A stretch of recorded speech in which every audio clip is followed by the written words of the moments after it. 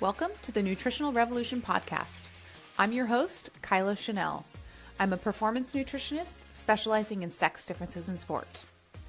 I work with athletes from all over the world through my online private practice and sports nutrition programs. We here at Nutritional Revolution are here to cut through the BS promoted in the media and give you the science, literally straight from the research articles, as well as share client success stories and experiences around nutrition and racing. Please keep in mind, this podcast is created strictly for educational purposes only and should never be used as a replacement for medical diagnosis and treatment. If you like what you hear today, we would love for you to subscribe and share.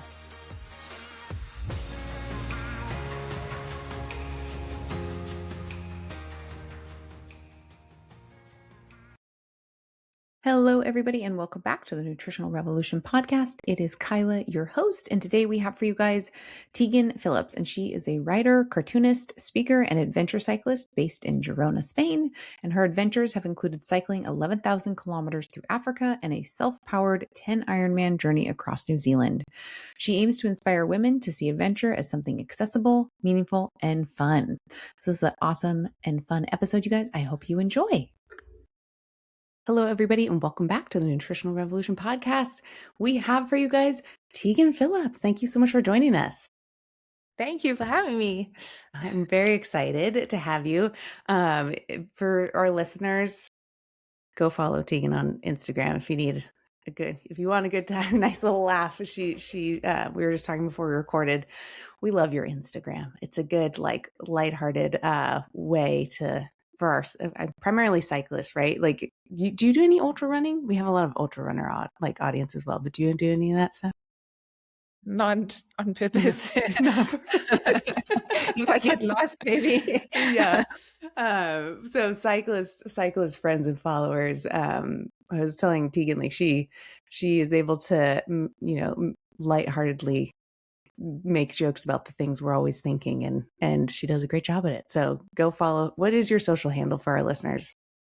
It's at Tegan Phillips Comics. I've been meaning to update it for a while, but I just haven't done it. But yes. Yeah.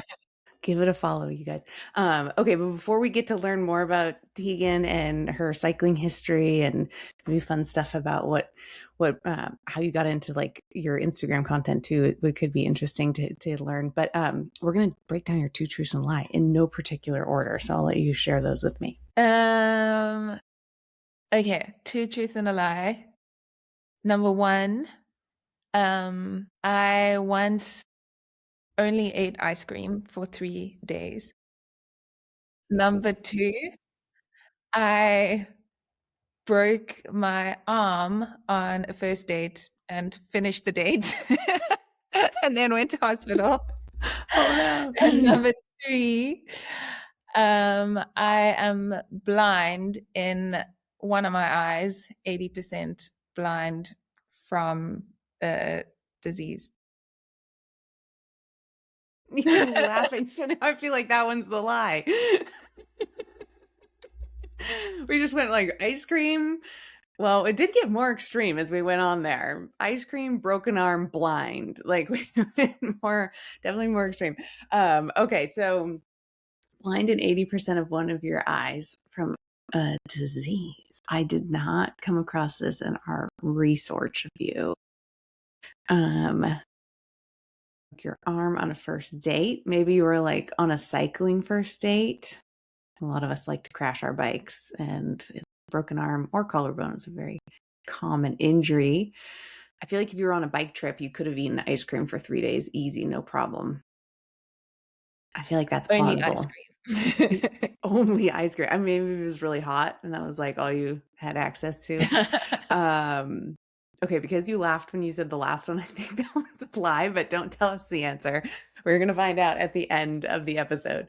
All right. So why don't you share a little bit too about what got you into cycling? I started cycling just, like everyone, like a running injury. Oh shoot! Stress fracture. I got into gymming. I got a stress fracture from running on the treadmill. Got into spinning. Became like a spinning assistant at the university gym. And then my dad was a cyclist, and he bought me a bike Mm. And that was like the beginning of, of the end, really. I just got hooked. And do you do primarily road? Are you doing any other types of cycling? I spend a lot of time riding my gravel bike on the Hmm. road, Yep. um, just out of like laziness to Yeah. go and ride gravel. But I would say at the moment I'm mostly identify as a gravel bike packer. That's my Mm-hmm. like kind of thing that I enjoy the most. Yeah. Amazing. And so with the gravel bike packing, what was your first like gravel bike packing adventure you took on? Um, I think probably in South Africa doing, I can't remember what would have been the first, but there were some mountains kind of in near to where my parents live, a bit up the coast, and I went with two friends and spent a couple of days. I think the first gravel bikepacking trip would have been, we were trying to scout like a 500-kilometer route for a Mm. race that I was going to do. And we made it like halfway, and then I was with two boys and the boys felt sick and then we went home. No. So that was, but it was really fun. Like there's just Hmm. something about, my history was always like road, road, road, which is Hmm. really nice. Like I'm not very good at focusing on things. And so like technical mountain biking was just always too, I was like, I'm definitely gonna break my neck if I if I like Yeah. do this for too long. And I'm also not a natural mountain biker. Like some Mm. people, they just jump on a bike and they just like go down the single track without a second thought. Whereas for me, it's not really like in my body to do that. But then gravel just being the perfect middle thing between Hmm. that of like, it's technical enough that you're having fun and you kind of feel like a kid and there's no cars and you really Hmm. can like zone out and be in nature, but Yeah. it's not so technical that you are really at risk of having some bad crashes. Yes. Yeah, Um, that's a great point. I do think the like going from, at least I started in mountain biking and then went to gravel, and like the drop bars and the brakes and just like the geometry positioning, like that for me was like in descending in particular, like on the drop bars, I'm like, this feels so weird. like I feel like I would die on the gravel. I go very slow downhill. I'll say that. But yeah, the mountain bike is, I don't know. But yeah, depends on your like history, right? And like what you're used to, because the handling is so different on those two yeah. different bikes. Did you do or compete in any races, in like gravel races? I've done a couple, like none of the serious one. Like when I started on gravel, but like this was, I got into it maybe a few years ago where there wasn't like a gravel world champs or anything like that. It was just, so I haven't done any of the like Sea Otter or Mm. Unbound or the Hmm. big mainstream ones nowadays. It was kind Hmm. of like somebody's organized a 500K route around the corner and then like 20 crazy people are going to do it. So I Oh, wouldn't say I've that's like awesome. done hard competitive racing, but I did a Yeah. few. Yeah. Well, like you said, I think like that is the cool thing about gravel biking is like you can get out and like still enjoy nature. And the fact I totally agree with you. Be no cars around you. Like that's so nice. That's so I nice. think it's dangerous. Like road Yes. cycling, it's just got a little bit like, I just don't want to be on the road anymore. Yeah. Yeah. It is scary. It is, yeah, you hear too many scary stories, and then yeah, every time I'm like trying to get from one like dirt section to another dirt section, I have to be on the road. I'm like trying to go as fast as I can to like cover Mhm. the stretch, because I'm like, I just don't, it's too, yeah, risky. Um, okay. So you did, the Egypt to South Africa. Can you, what is the name of, is that like a FKT attempt, or was this your own like route, or is this previously attempted and you were trying to, by someone else that you're trying to follow, or? Yeah, so Cairo to Cape Town is like quite a famous Mm, um, route or like a thing to do. okay. And in cycling, so I spent a year cycling up like halfway up Africa and back down with my family, just like really Hmm. slowly. And during that year, which was 2015, there were three or four I think it was even maybe 4 men's record attempts to set an FKT. And the first one set in January, and then the next one set it in like March, and then there were 2 more later that didn't manage to break the Okay. second guy's time. And so we were following all of this, and I was like, oh, like I wonder what I was a pretty like semi decent ultra endurance cyclist. I was like, I wonder what the women's time Mm-hmm. is for this route. And then I found that there wasn't one. And then I Oh. started researching a bit more, and it's like you have to follow like quite a specific route to get there. You Mm-hmm. can't just be like, okay, what's the easiest way to connect these 2 points? Right. Like according to the records, Guinness and the ultra cycling record people, there's like all of these rules that you have to follow. Right. And so I kind of started working towards, I was like, oh, that would be a really cool thing to try and do. And the more that I like started trying to set it up, the more I was like, oh, this is actually quite a logistically, I think to just ride that amount of kilometers a day for Mm-hmm. like, so the record holder is Mark Beaumont, and he did it in 42 days, which is, I think it's like under 300 kilometers a day, Mm. for 42 days, which I mean is obviously still a lot of cycling, and there's like a medium amount of climbing in there, but by ultra cycling terms, that's not crazy. Mm-hmm. Um, but logistically, to somehow get through all of those countries and find food and Right. um, deal with all of that stuff, especially because I wanted to have support vehicles to be Mm-hmm. able to like just go faster. And then Yeah. that ended up being the like even more challenging. And so yeah, I think what happened to me is that I got so caught up in trying to organize the logistics. It was like a civil war happening. Well, I mean, Ethiopia is still like the Tigray Yikes. region is very unstable, and so that whole Right. border crossing was like the month before we were going to go. It was like, oh, can we go?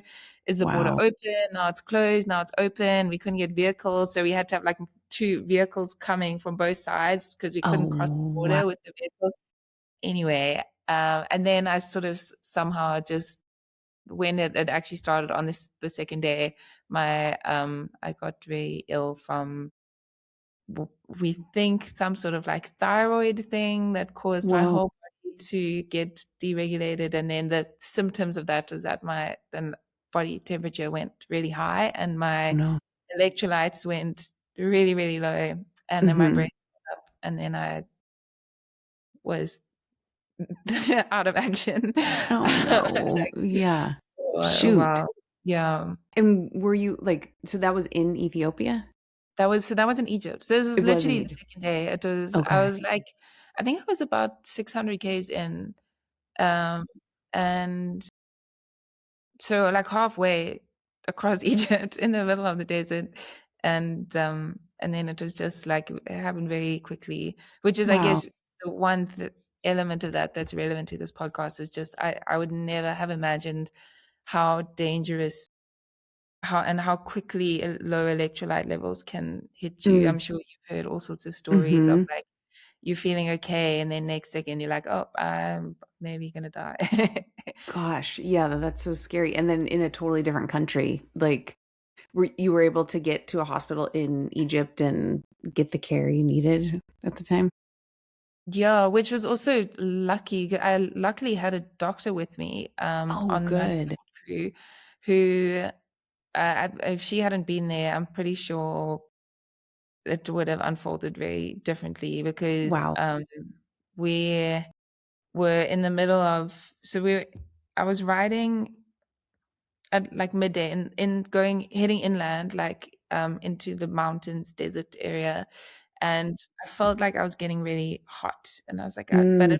it was strange feeling. I was like I need to get out of the sun immediately, and Mhm. then that wasn't an option, so we just kept going. And then I noticed like I think I was only wanting to drink plain water, Mm. um, and didn't want to eat anything. And Tracy, the doctor, was like, "You have please eat something. Like can't ride until you eat this." And I remember Mm. getting these messages on my head unit where she was texting me. She was sitting on top of the car because the cars are obviously going very slowly, and Yeah. we had like two police escorts and this like Land Rover support vehicle, and she was sitting there messaging me, being like, you must, I remember this one message that comes up that just was all caps, you must drink, exclamation mark, exclamation mark, because there was like wind and stuff, and I just didn't want to drink my like special sports drink. And then just within I got back, we stopped for food, and I was feeling like really, really strange. I think I was crying, but not, I wasn't sad. I was just like something like just randomly crying.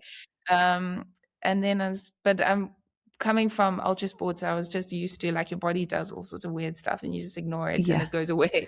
And then I stopped. I remember just stopping, I think at like 5 p.m., just pulling over on the side of the road, like in the middle of nowhere, and being like, wait, okay, I need to stop quickly. And then within about 5 minutes, I was like, okay, no, I can't cycle anymore today. We need to sleep here. And then being like, no, something is really wrong. And then, I mean, I think this is also probably something that people with electrolyte issues would go through, is that you can't, with a lot of what is happening in your body, is that you haven't felt that feeling before, so you can't articulate what it is. And I remember the doctor was saying, like, is it your stomach? Is it your head? Are you feeling nauseous? Are you feeling dizzy? Like what? Like speak to me and tell me what's happening. And I was like, something's wrong, but I don't know what it is. And I think what it was is that it was maybe my brain starting to swell, because I could feel that it was really serious. I was pretty sure that like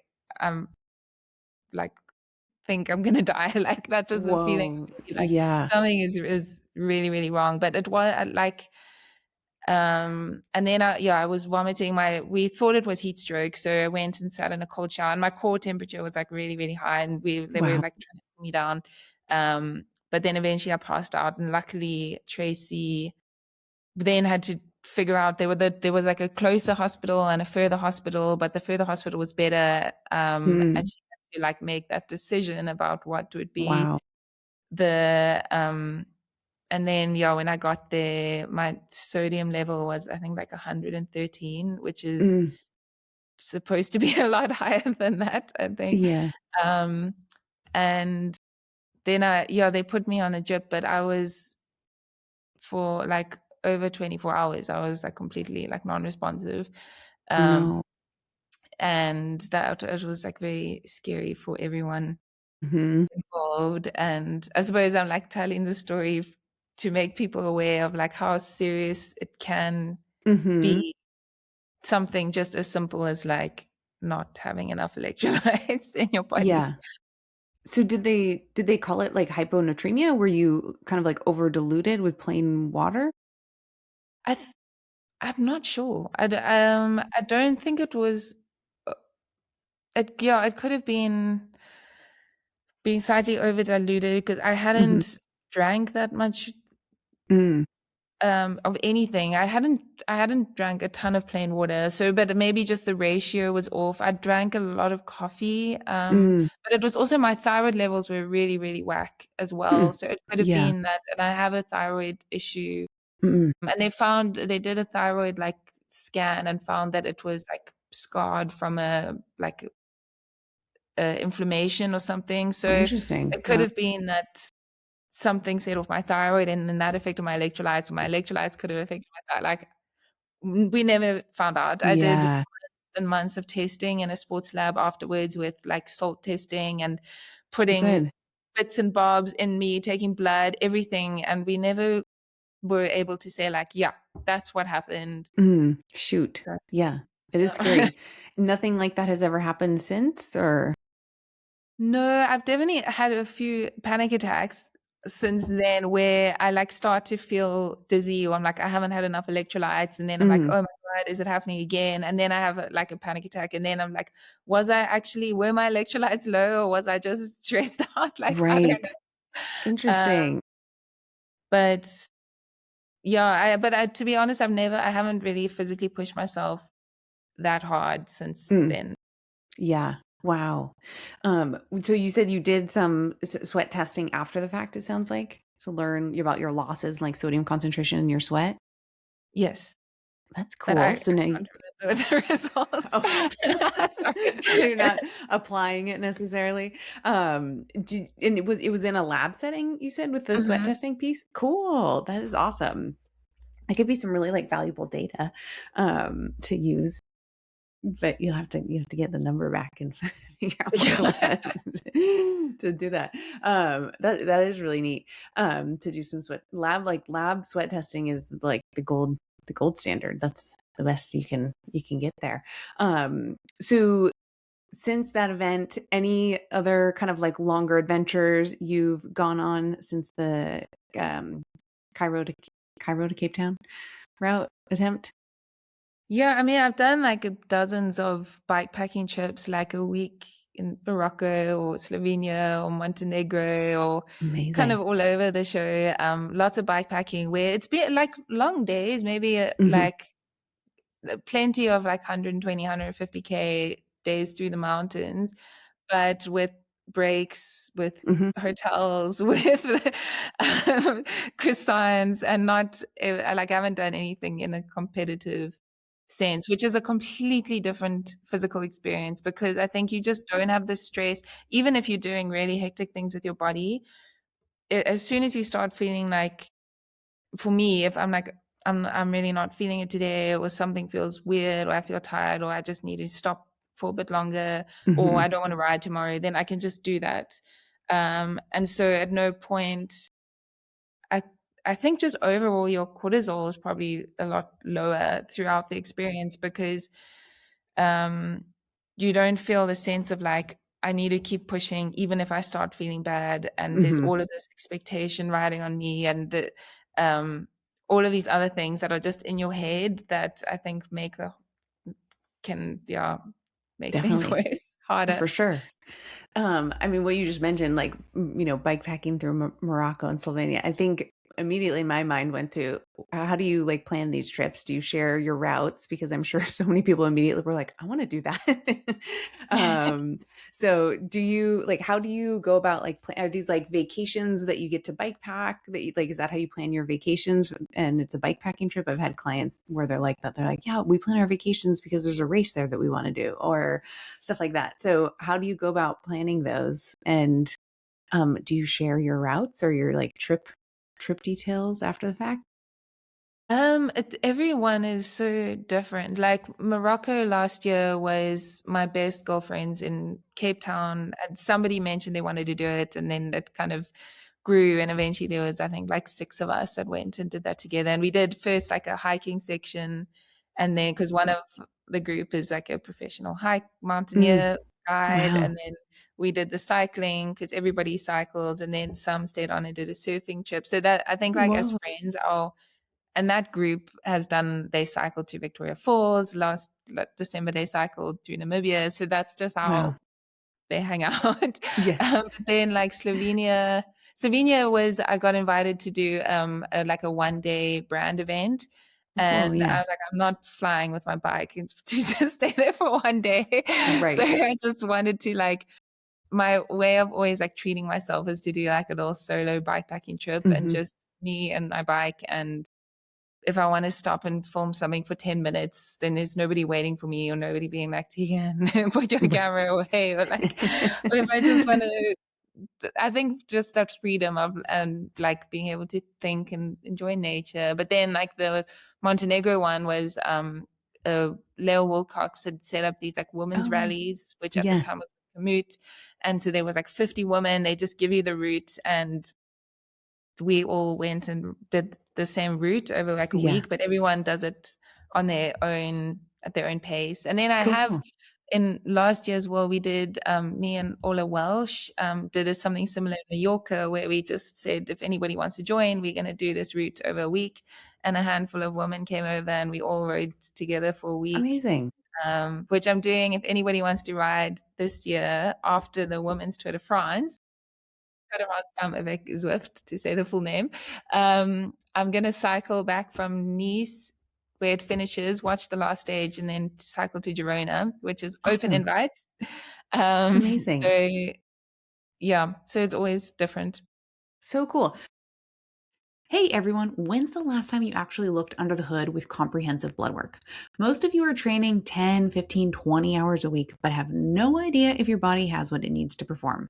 Here's what we see constantly: low ferritin tanking your aerobic capacity, vitamin D deficiency that's increasing your injury risk or keeping you sick, elevated cortisol from overtraining, thyroid markers that are normal but not optimal for an athlete.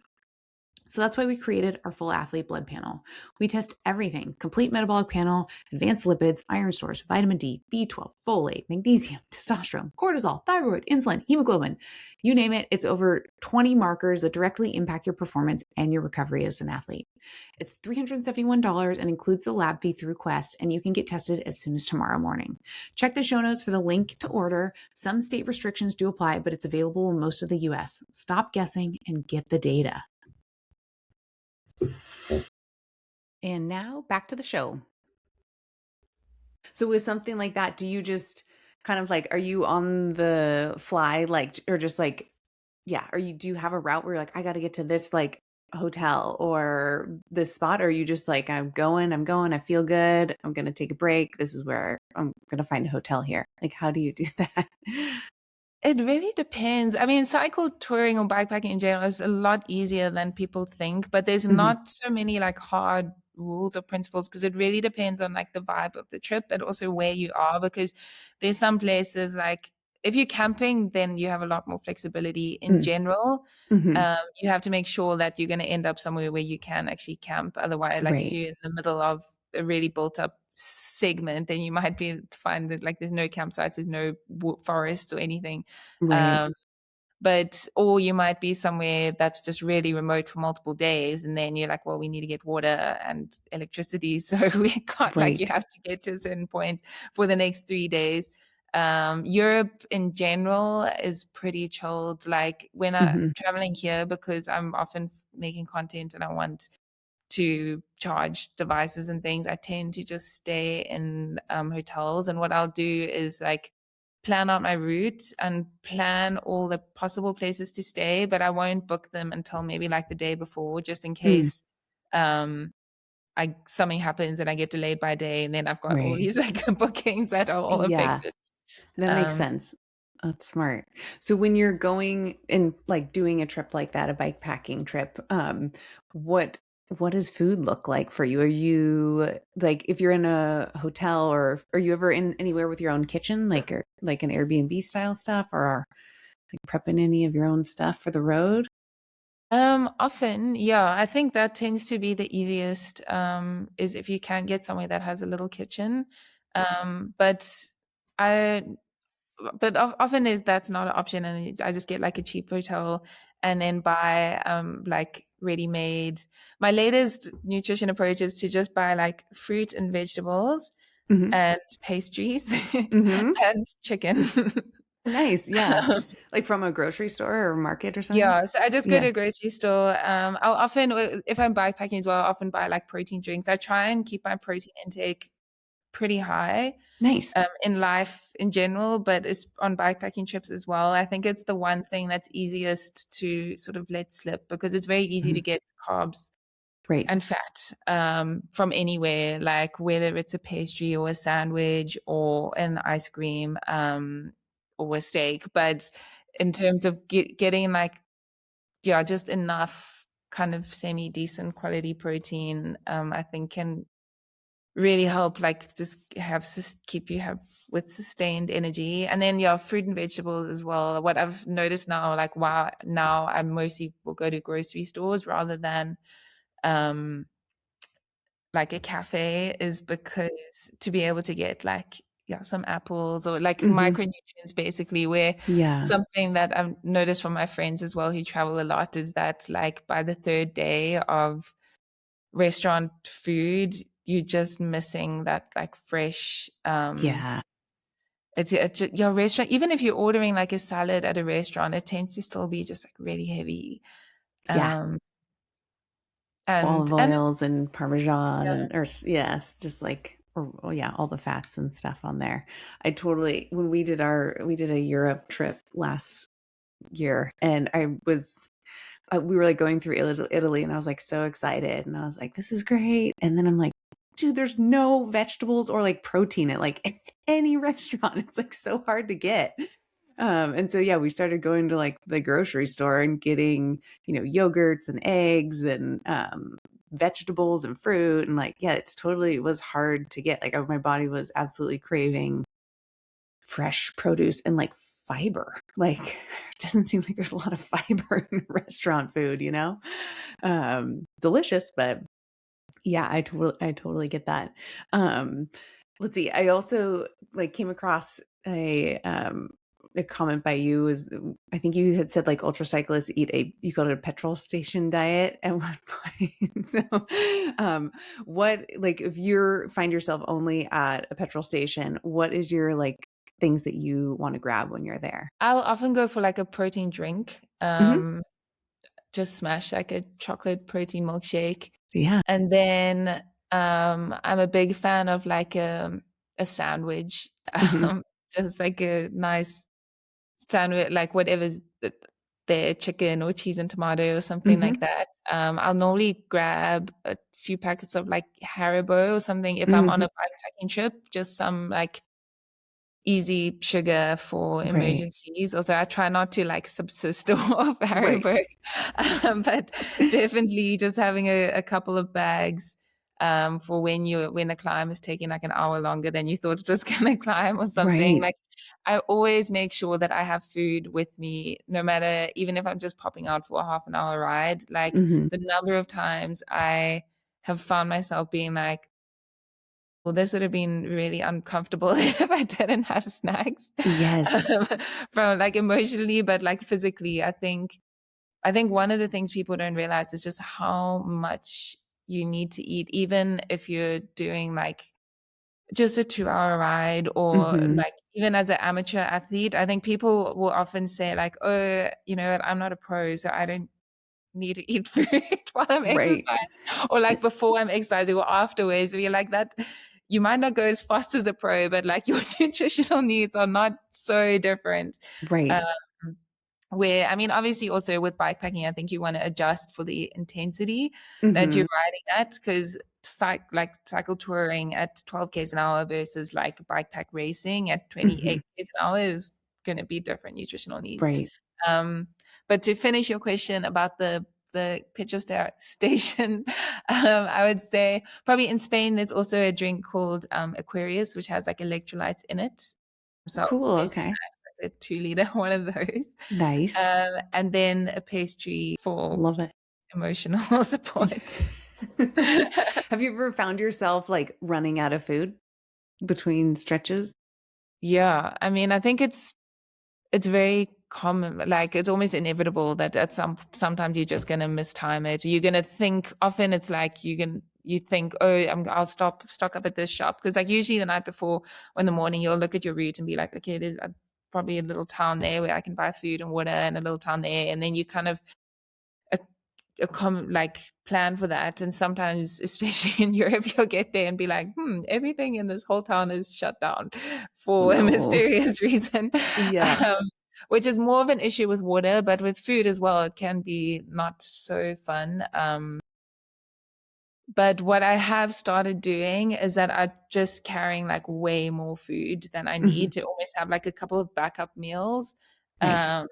with the plan, not planning to like necessarily eat them immediately, but just for the exact event where if I do run out of food, then there's something Yeah. there. That's smart. That's smart. And how do you like to like transport your nutrition? Or do you have it like on a pack on your body? Do you like it on bike bags? Like, what do you recommend?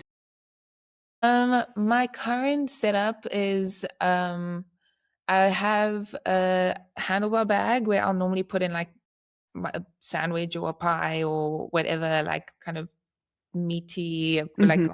or chunky thing. Yeah. Then I have my top tube bag that will be my like lunch or mid-morning snack or something. And then I have a top tube little bag that'll have maybe like jelly beans or dates or Hmm. something that's I can just easily access while I'm riding.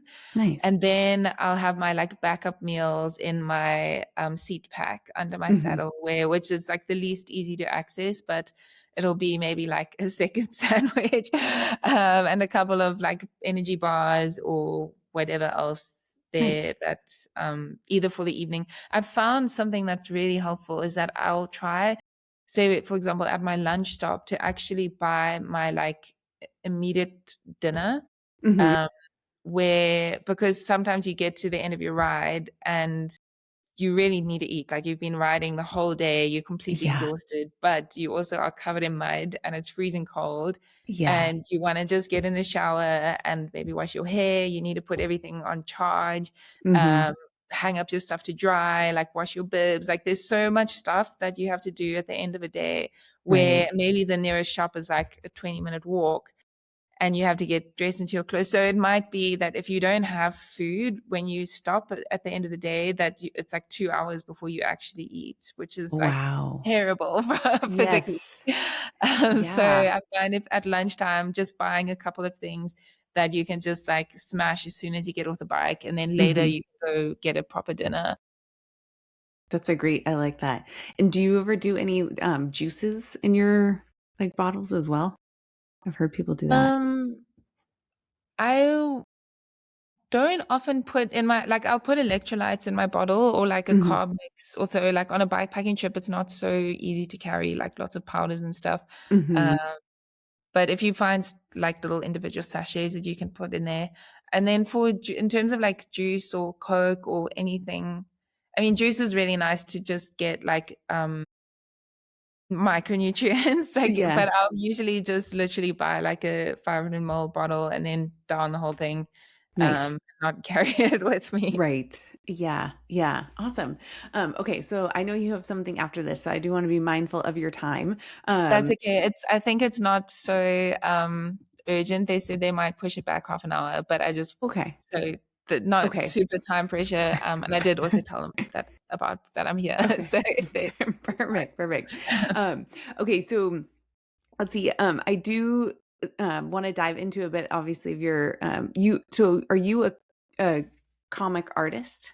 Is what I am. I have made comics. Yeah. I'd still make. Do you make some of them still? And do you make your own like gear? Like is that your brand logo on your? Yeah, I mean it's not really a logo. This is just one of my little designs. I love it. Yeah. So little bike says, "What could go wrong?" Yeah. Do you sell that stuff online? Where can people grab some of your cool stuff? TeganPhillips.com. There you go. We'll link it. And then I have here too, like the I'm going to probably say this wrong, but the Shiverstein. Yeah. Tell us about that. I mean, that was just like a little adventure thing that some of my friends and I set up in lockdown. Like we couldn't do our like long adventures, and we were all pretty keen to like do something fun instead of just riding like laps around the block. And so I don't know if you were ever noticed like during lockdown this Everesting trend like really took off. And so we had a bunch of girls that thought like, well, we should do a woman's only one, and we all do it and pick a hill somewhere, and then so that's what we did. And then there's been like a couple of those since then, and now it's actually quite a common, like there's quite a lot of women's only Everestings that happen all over, and we are just lots of badass women. And so for the listeners, it's accumulating the height of Everest in a single day by either riding the same hill. Were you doing the same hill like up and down, or was you have to, so for an Everesting you have to do like complete laps of the hill. So you can't like go halfway up and then turn around and then go the full way up and then turn around. And you have to like pick your one segment, say it's like 300 meters of elevation, and then you have to do the full thing again and again until you've done it. Yes. How long did that take you guys, out of curiosity? It was about a day, Yeah. like an Wow. early morning to late at night. Yeah. Were Yeah. you and like how did you pick that hill? Because it's like you could pick a really steep hill, but then it's like steep all day. Or do you pick one that's like a moderate incline? Like how do you choose your hill? Yeah, I mean, that obviously the stronger climber you are, the steeper you can go Yeah. to because you want to be fast but sustainable. Hmm. And so for the average cyclist, they say the ideal gradient is like 7 to 8%. Because Okay. if you go lower than that, then you're really going to be out there for like 48 Yeah. hours and you're not Right. supposed to sleep. So we found one that was, I think it was like, maybe 7.5. Okay. And then we actually cropped it. So you can choose, you don't have to do the full thing. You just have to commit to like a segment. So we Right. thankfully cropped out the first bit of our hill that we found, which I think would have, because the thing that gets you is the consistency of the hill. Yeah. So if you have like a hill, it might have an average 8% gradient, but if there's one little part in the middle that just like flicks up, Yeah. um, that you maybe don't feel it on the first like 4 times, but by the 20th time, you're like, oh Yeah. no, is the wall coming? Like, Yes. Yes. I could totally get that. That sounds brutal. And when you do that, each person has to get their own Everest. You're not doing it as a team to no, accumulate, right? it's Yeah. like a just all doing it together. Yeah. Yeah. Cool. That is awesome. Okay, so I'm going to do a couple rapid fire questions for you. What is the worst thing you've ever eaten mid-ride out of pure desperation? There were, I'm sure there's some really terrible things, but I can't think. I do remember having the most terrible, disgusting protein drink once that I don't think I could finish it. Boy, that does sound, But yeah. nothing interesting. Sorry. No worries. What's the one item you'd never start a long ride without? Just food in general. Yeah, keep the food coming. Do you prefer gels, real food, or whatever you can find? Real food. Yeah, I think we covered that. You got your fruit and all that stuff. I love that. I mean, it sounds like a dream. Like you're saying, like the bike packing trips that you're talking about, and just cruising, taking your own time, stopping at cafes, markets. I love that. Have you ever done any like company coordinated like bike packing trips? Because now like companies are starting to like do that. Yeah, yeah, yeah. I mean, it's not really bike packing so much. I Yeah. think that's more just like bike tours, Yeah. That's true. which is, I It mean, is. Yeah. those things are really lovely. You just like Yeah. roll up and you're like, oh, a buffet for me. Yes. A masseuse? Don't mind if I do. Yeah, those sound pretty epic. Okay, well, I'm gonna jump back to your two truths and a lie too. So you said you only ate ice cream for 3 days, that you broke your arm on a first date and finished the date and then went to the hospital, and that you're 80% blind in one of your eyes from a disease. I thought that one was the lie because you laughed at the end. Which one was your lie? Actually, the first one, I didn't manage to do a full 3 days of ice cream. Oh, did you do By two the days? by the middle of the second day, I was like, I feel really sick. Like, Yeah. I think this is too much. It was in high school. I remember so clearly being like, guys, do you think we were on a school trip? So like no parents. And I was like, I've never had this much freedom in my life. Yeah. I'm only gonna eat ice cream for breakfast, lunch, and dinner, but like soft McDonald's soft serves with like Mhm. caramel.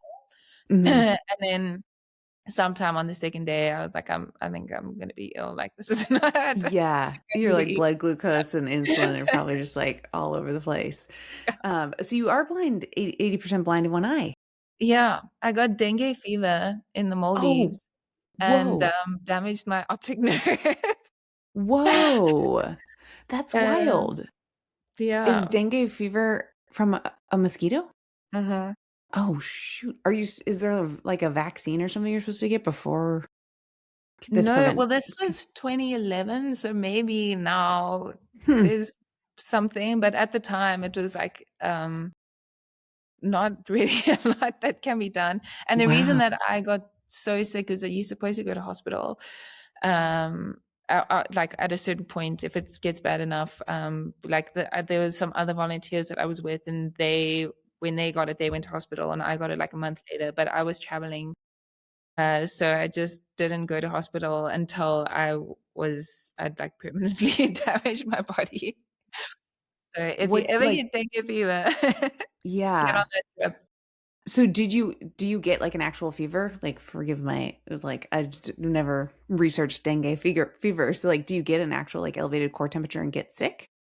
Yeah, it's like it starts out in for I'm trying to remember with how it was like for everybody, but it kind of starts out as like flu, and you're like, oh, I'm Mm, pretty like malaria. I also had malaria, which is kind of similar, where you yeah. just think it's like a bad flu, and you're like shaky and cold, hot and cold, and then sweaty and all of that stuff. But Hmm. then I think for dengue fever, it just gets like that gets more and more intense, and then Oh, you go wow. on a trip and you just spend like a couple of days in agony, like getting fluids in your body. But then, like, it can get, for me, I noticed that you get like spots, Oh, um, and then also all your skin peels off. oh my gosh, no way. Which was like really gross. And then, yeah, I got, I think it was something like 10% of women get like optic nerve damage, Wow. which can be treated with some success with cortisone. Mm, And then I was in Germany and went to the hospital, and they were like, okay, tomorrow we're going to do a lumbar puncture. And then I Googled a lumbar puncture, and then I was just like, no, I don't even use that either. So, like, like, I really, really regret that. Like, I was like straight out of high school making terrible choices that have affected man. me ever since. Yeah. So did you like through the fever, did you just start to notice like you could see less and less, or was it kind of like you woke up one day and couldn't Kind see? of think it was waking up one day. Mm. Because I remember for about 3 months, like I adjusted, so Hmm. now I don't really notice it unless my good eye is like obscured, and then I'm like, whoa. Yeah. Yes. But at the time, like while my brain was adjusting to that, I was so miserable because I Mm. like felt like I just had something in my eye like this, and I was like trying to walk Oh, around, and yeah. I just kept like closing my eyes because it was so uncomfortable to see like Oh, that. yeah. And then then it adjusted and it was fine. Wow. Gosh, the human body is really amazing. Really amazing. That's wild. I didn't know your whole skin peels off. That's Yeah. I don't crazy. think that happens to you. I think if you get the hydration through a drip, then I don't think that happens because I don't remember that happening to the others. um, Goodness, you poor thing. That is brutal. How long ago was that? 2011, so like Oh, yeah. 15-ish Okay, yeah. years. Yeah. Goodness. And you did break your arm on a first date.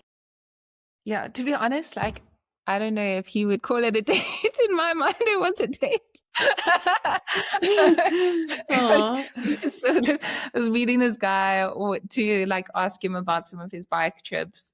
So maybe I shouldn't call it a date. It was like a social meeting for the first time in a Yeah. Oh, tractor shoot. man. Um, and we never saw each other again Oh, afterwards. no. But you were on a bike and did you and you crashed or? Yeah, I was trying to follow. I Oh, was trying to like he was going really fast down a hill, and my bike slipped out on some wet patch. yikes. Goodness. But it was Yeah, just a little break, or I mean, you finished the date. Wasn't yeah. But I mean, it's like Oh, goodness. Oh, she's so got a big all scar. metal, Oh, metal everywhere. It was pretty bad. I was also in the yeah. hospital for like 3 days to have all Oh, this surgery. jeez. So Gosh, you this poor is thing. all of my fun facts are just about all of the silly things I've done, but that's about Yeah. it. Like Yeah. that's What the does whole it say on your Instagram? It says like the stunt comment. What does it say? I do my own stunts, but not on Yes. purpose. Yeah. So good. So good. Okay, so what's coming down the pipeline for you? Got any bikepacking trips on the calendar or anything this year that you're planning around? actually, as of yesterday, I just agreed to do bikepack to the Women's Tour de France, and now also bikepacking back from it. So gonna start in Munich and do a bikepacking trip with a bunch of women. Nice. Riding from Munich to Lausanne in Switzerland. Oh, fun. And then follow the whole tour with Zwift and ride Le Top, and then finish in Nice and bikepack back to Spain. Amazing. So lots of women bikepacking trips. If anybody wants to join any of it, let me know. Yes, that is so cool. When does the Women's Tour de France take off? Is it the same as the men? The women starts, it's about the 1st to the 9th of August. Gotcha. But Okay. there's some festivities beforehand. And then where can our listeners, and we've shared your Insta a couple times, but remind our listeners, where can they find you and follow you? On Instagram. And I'm just starting on TikTok now. So Nice. Oh, like right. 2 days ago. So if anyone has TikTok, I think it's just Tegan Phillips. Perfect. Yeah, on Instagram, that's the main. Do you find with TikTok, do you have to do like completely different type of content, or is it you're able to like post your same content over? I probably should make some different things, but I just have not been on the platform long enough to tell you. Yeah. Do you have any tips? Well, I don't. I don't. I like suck at social media. I'm like, yeah, don't ask me. But for our listeners, like I said, if you want a good laugh, go follow Tegan's Insta. It is fantastic. She's got some great stuff on there to give you a giggle. If you're a cyclist, you'll totally get it. And then have a blast with your bike packing. That sounds amazing. And thanks so much for sharing your story with us. Thank you. Thanks for the chat. It was super fun.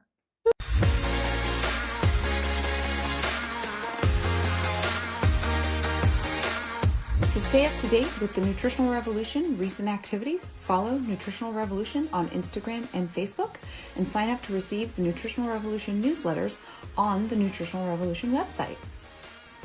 If you guys enjoyed today's content, please hit subscribe below to stay up to date on the latest Nutritional Revolution posts. Have a healthy day.